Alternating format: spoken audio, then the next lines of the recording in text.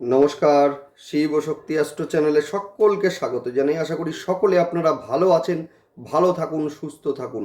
মাসিক রাশিফলের আজকের ভিডিওই আলোচনা করব মূলত সিংহ রাশি এবং লগ্নের জাতক জাতিকাদের আগামী এপ্রিল মাসটা কেমন কাটবে সেই নিয়েই।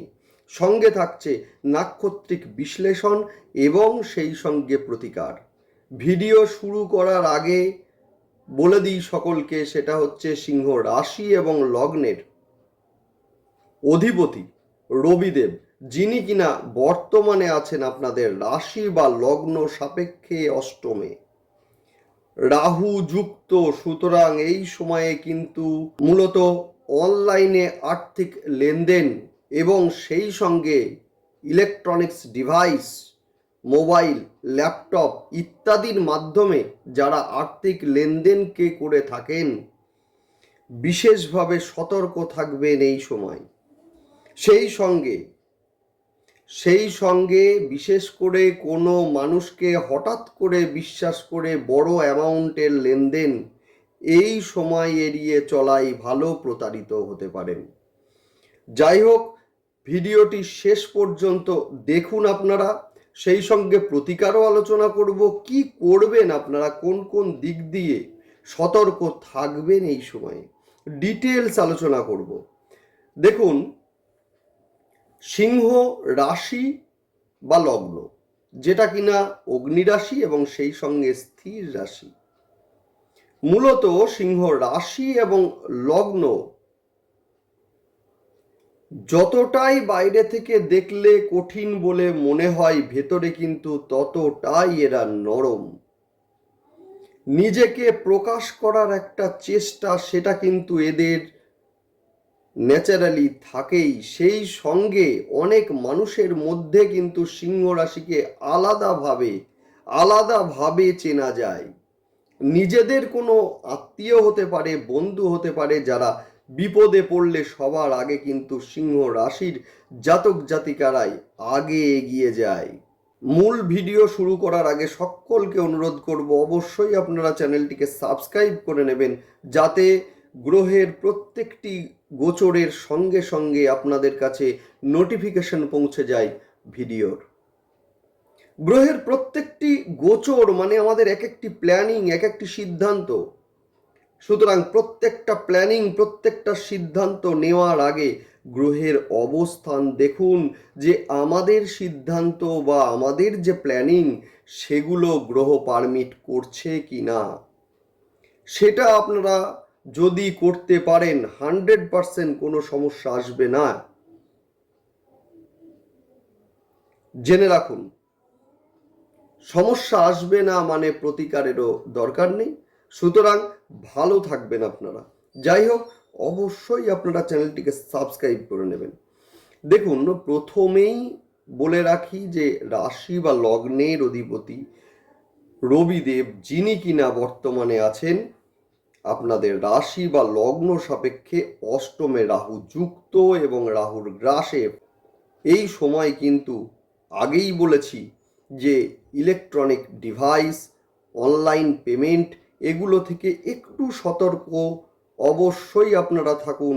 যে কোনো সময় কিন্তু প্রতারিত হওয়ার সম্ভাবনা আছে এবং সেই সঙ্গে বলবো, কোনো মানুষকে হঠাৎ করে বিশ্বাস করে আর্থিক লেনদেন করলে কিন্তু সমস্যা বাড়তে পারে। সুতরাং ভালো করে খুঁটিয়ে দেখে শুনে বুঝে নিয়ে তারপর আর্থিক লেনদেন আপনারা করুন।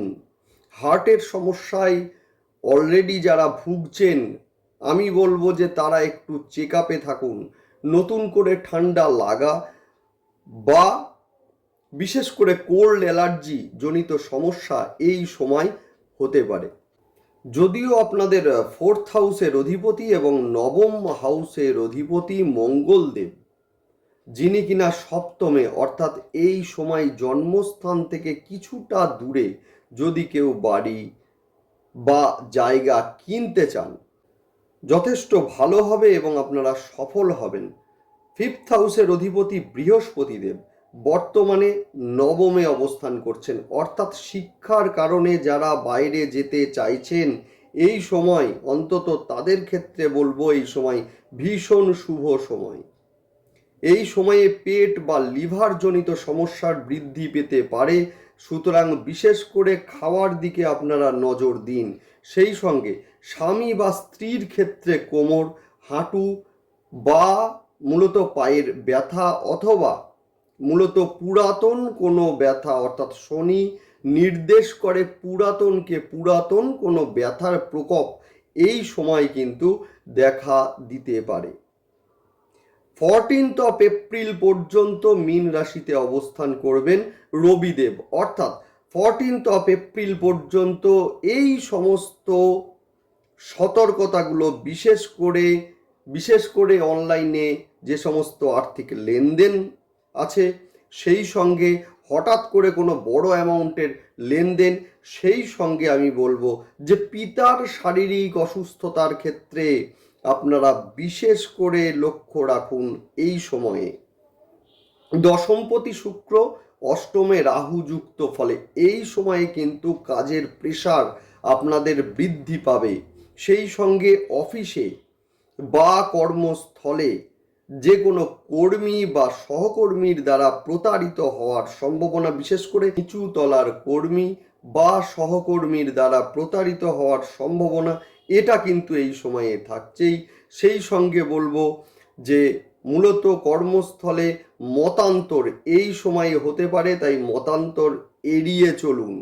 হঠাৎ করে ধৈর্যের বিচ্যুতি ঘটার সম্ভাবনা এই সময়ে কিন্তু অমূলক নয়। আর্থিক যে চাপ সেইটা এই সময়ে বৃদ্ধি পাবে, যদিও বলবো যে এই সময়ে যেহেতু আপনাদের একাদশ স্থানের অধিপতি বুধ নবমে গোচর করেছে, অর্থাৎ বিশেষ করে পিতা বা সেই সঙ্গে পিতৃস্থানীয় যে কোনো মানুষের কাছ থেকে আর্থিক সহায়তা, এটা কিন্তু এই সময়ে আপনারা অবশ্যই পাবেন। সেই সঙ্গে অডিট অ্যান্ড অ্যাকাউন্টস, যে কোনো এজেন্সি অথবা কনসালটেন্সি এর সঙ্গে যারা যুক্ত আছেন, এদের ক্ষেত্রে ভীষণ শুভ এই সময়।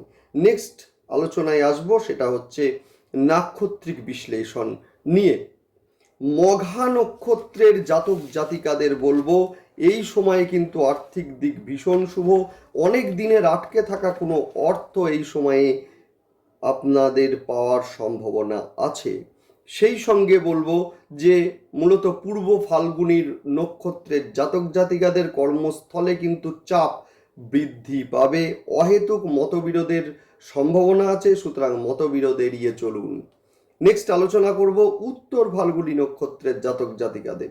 এদের ক্ষেত্রে আমি বলবো আর্থিক লেনদেন, বিশেষ করে অনলাইনে আর্থিক লেনদেন একটু এড়িয়ে চলুন। আর্থিক দিক থেকে প্রতারিত হওয়ার একটা সম্ভাবনা আছে, সুতরাং অবশ্যই অনলাইন লেনদেন এড়িয়ে চলুন, বা ভীষণভাবে কনফার্ম না হয়ে আপনারা অনলাইন লেনদেন করবেন না। নেক্সট আলোচনায় আসব, সেটা হচ্ছে প্রতিকার নিয়ে। আপনাদের রাশি এবং লগ্নের অধিপতি যেহেতু রবিদেব, 14 এপ্রিল পর্যন্ত অবশ্যই আপনারা সকালবেলায় উঠে পূর্ব দিকে ঘুরে যে কোনো তামার পাত্রে সূর্যার্ঘ্য দিন, অবশ্যই আপনাদের ভালো হবে। সেই সঙ্গে বলবো যে অবশ্যই শ্বেত চন্দনের ব্যবহার, বিশেষ করে ফোঁটা হিসাবে আপনারা ব্যবহার করতে পারেন, বা মূলত চন্দনের গন্ধযুক্ত ধূপ সেগুলোও আপনারা ব্যবহার করতে পারেন। এতে রাহুর প্রকোপ আপনাদের কমবে, প্রেশার কমবে কাজের। অবশ্যই ভালো থাকবেন আপনারা। যাই হোক, ভালো থাকুন, সুস্থ থাকুন, দেখতে থাকুন। সেই সঙ্গে আর সকলকে আবারও অনুরোধ করব চ্যানেলটিকে সাবস্ক্রাইব করে নিন, সঙ্গে থাকুন। নমস্কার।